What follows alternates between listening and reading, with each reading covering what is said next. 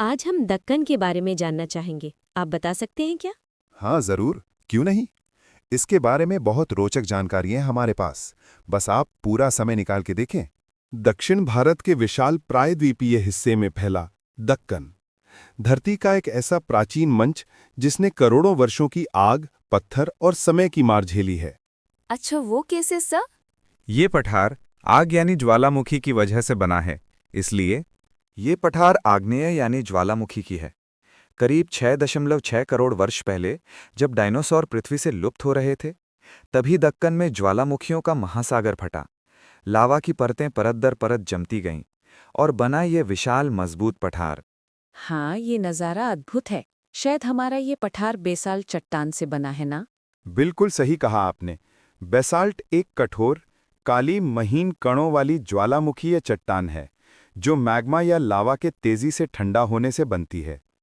ये पृथ्वी की महासागरीय पपड़ी का अधिकांश भाग बनाती है और चंद्रमा व मंगल जैसे अन्य ग्रहों पर भी पाई जाती है।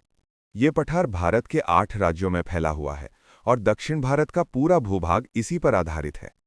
अच्छा, तो इन 8 राज्यों के नाम क्या है?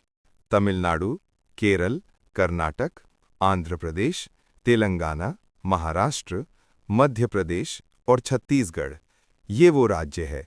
इसे पुनः 3 पठारों में विभाजित किया गया है। महाराष्ट्र का पठार काली मृदा, आंध्र प्रदेश का पठार जिसे आंध्रा प्लाटो कहते हैं, इसे 2 भागों में बांटते हैं।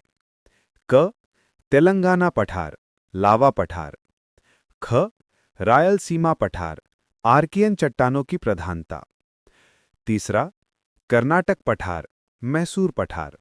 दक्कन की आकृति एक विशाल त्रिभुज की तरह है।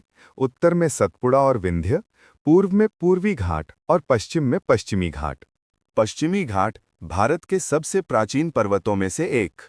पूर्वी घाट कम ऊंचे पर अपनी भूरचनाओं में अद्भुत।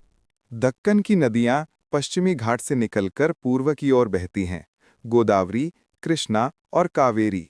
दक्कन के लावा पठार पर बने ये सुंदर पर्यटन स्थल अजंता, बालाघाट, हरिश्चंद्र पहाड़ियां। अजंता गुफाएं महाराष्ट्र, भारत में स्थित तकरीबन 29 चट्टानों को काटकर बनी बौद्ध स्मारक गुफाएं हैं जो द्वितीय शताब्दी ईसा पूर्व की हैं। यहाँ बौद्ध धर्म से संबंधित चित्रण एवं शिल्पकारी के उत्कृष्ट नमूने मिलते हैं। इनके साथ ही सजीव चित्रण भी मिलते हैं। ये गुफाएं अजंता नामक गांव के सन्निकट ही स्थित हैं जो कि महाराष्ट्र के औरंगाबाद जिले में है। अब देखते हैं दक्कन के भीतर छिपा विशाल खनिज संसार। छोटा नागपुर, भारत का खनिज हृदय। लौह अयस्क, कोयला, अभ्रक, यूरेनियम, सब यहीं। ये खनिक राष्ट्र की धात्विक शक्ति के निर्माता हैं। अभ्रक सूक्ष्म परतों वाला वो खनिज जो इलेक्ट्रॉनिक्स की रीढ़ है। गोलकोंडा दुनिया के सबसे प्रसिद्ध हीरों का जन्मस्थान। यहाँ से निकले कोहिनूर, होप डायमंड और दुर्लभ सफेद हीरे। दक्कन सोने, तांबे, निकल और यूरेनियम के भंडार का घर। प्राचीन भारत में दक्कन की खदानें व्यापार और साम्राज्यों की शक्ति थीं। आज आधुनिक तकनीक खनन को सुरक्षित और अधिक प्रभावी बना रही है। खनन के साथ जिम्मेदारी भी जुड़ी है और आज पुनर्वनीकरण इसकी दिशा में प्रमुख कदम है।